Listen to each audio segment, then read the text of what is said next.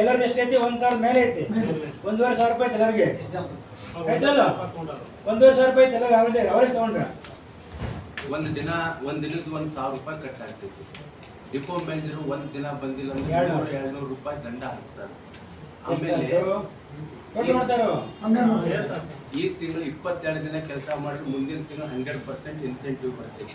ನಂದು 22 ದಿನಕ್ಕಿಂತ ಅಟೆಂಡೆನ್ಸ್ ಕಡಿಮೆ ಬಿತ್ತಂದ್ರೆ 1,800 ರಿಂದ 2,500 ರೂಪಾಯಿ ಮುಂದಿನ ತಿಂಗಳು ಇನ್ಸೆಂಟಿವ್ ಬರ್ತಾ ಬರ್ತೈತಿ. ಎಷ್ಟಾದ್ರು? 1,000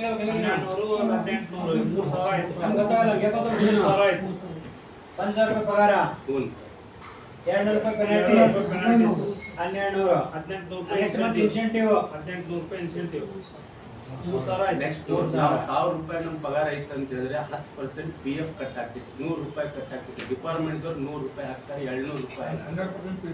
ಪ್ರತಿ ತಿಂಗಳು ಪ್ರತಿ ವರ್ಷ 8.25% ಬಡ್ಡಿ ಕೊಡ್ತಾರೆ. ನಮ್ದು ಪ್ಲಸ್ ಅವ್ರದ್ದು ಎರಡು ಕೂಡಿ 8.25 ಪ್ರತಿ ವರ್ಷ ಬಡ್ಡಿ ಕೊಡ್ತಾರೆ. 60 ವರ್ಷ ಮಟ್ಟ ರಿಟೈರ್ಡ್ ಮಟ್ಟನು ಸರಳ ಬಡ್ಡಿ, ಚಕ್ರ ಬಡ್ಡಿ ಎಲ್ಲ ಕೂಡಿ ಅದು ದೊಡ್ಡ ಅಮೌಂಟ್ ಆಗ್ತೈತಿ. ಮೂರನೇದು ನಾವು ಒಂದಿನ ಸರ್ ಹೇಳ್ತೀನಿ, ಇದೆಲ್ಲ ಕೂಡಿ ನಾವು 1,000 ರೂಪಾಯಿ ಪಗಾರ, 200 ರೂಪಾಯಿ ಇನ್ಸೆಂಟಿವ್, 200 ರೂಪಾಯಿ ಡಿಪಾರ್ಟ್ಮೆಂಟ್ ದೂರು, 200 ನಂದು ವೈಯಕ್ತಿಕ 400 ರೂಪಾಯಿ ಆತಂದ್ರೆ 8.2% ಬಡ್ಡಿ ಆತಂದ್ರೆ ಸುಮಾರು ಒಂದು ವರ್ಷಕ್ಕೆ 500 ರೂಪಾಯಿ ಆಯ್ತು. 500 ರೂಪಾಯಿ ಇಂಥ ಇನ್ನೂ ನಂದು 30 ವರ್ಷ ಸರ್ವಿಸ್ ಐತೆ ಅಂತೇಳಿ 6ರಿಂದ 30,000 ರೂಪಾಯಿ ಹೋಗ್ತಿಲ್ಲ. ಕಣ್ಣು ಮುಂದೆ ಉದಾಹರಣೆ. ಆಮೇಲೆ ನಾವು ಒಂದಿನ ಅಬ್ಸೆಂಟ್ ಆದ್ರೆ ಮುಂದಿನ ವರ್ಷ ನನ್ನ ಇಂಪ್ಲಿಮೆಂಟ್ ಒಂದು ದಿನ ಪೋಸ್ಟ್ಪೋನ್ ಆಗ್ತೈತಿ. ಒಂದು ದಿನ ಪೋಸ್ಟ್ಪೋನ್ ಆತಂದ್ರೆ basic DA HRA per day ನನಗೆ 60 ರೂಪಾಯಿ ಮಾಡ್ತಾ ಇರ್ತೀವಿ.